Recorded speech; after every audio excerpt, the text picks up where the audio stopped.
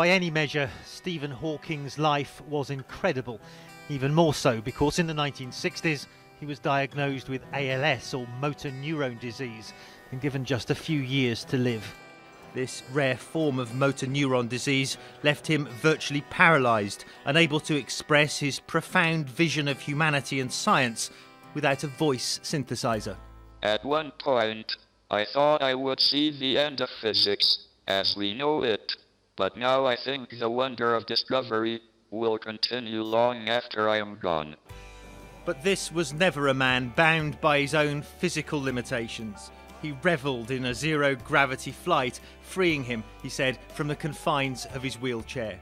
He also wrote a series of children's books about space with his daughter Lucy. He had 2 other children and 3 grandchildren.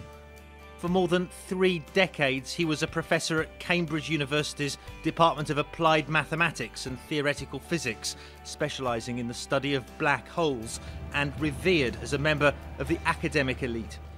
But Professor Hawking also did much to popularise science, playing himself in Star Trek, Processed in the opposite direction, and The Simpsons.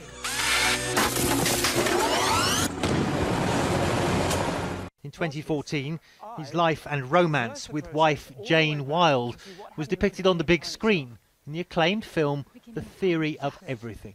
So the universe getting smaller and smaller, getting denser and denser, hotter and hotter as we... You mean wind back the clock? Yeah, exactly, wind back the clock. Hawking consulted on the biodrama, which earned 5 Academy Award nominations and a Best Actor win for Eddie Redmayne for his portrayal of the physicist. Hawking's most famous work, A Brief History of Time, remains one of the best-selling science books ever written, and he was deeply concerned with humanity's survival. I see great dangers for the human race. There have been a number of times in the past when its survival has been a question of touch and go. The frequency of such occasions is likely to increase in the future. We shall need great care and judgment to negotiate them all successfully.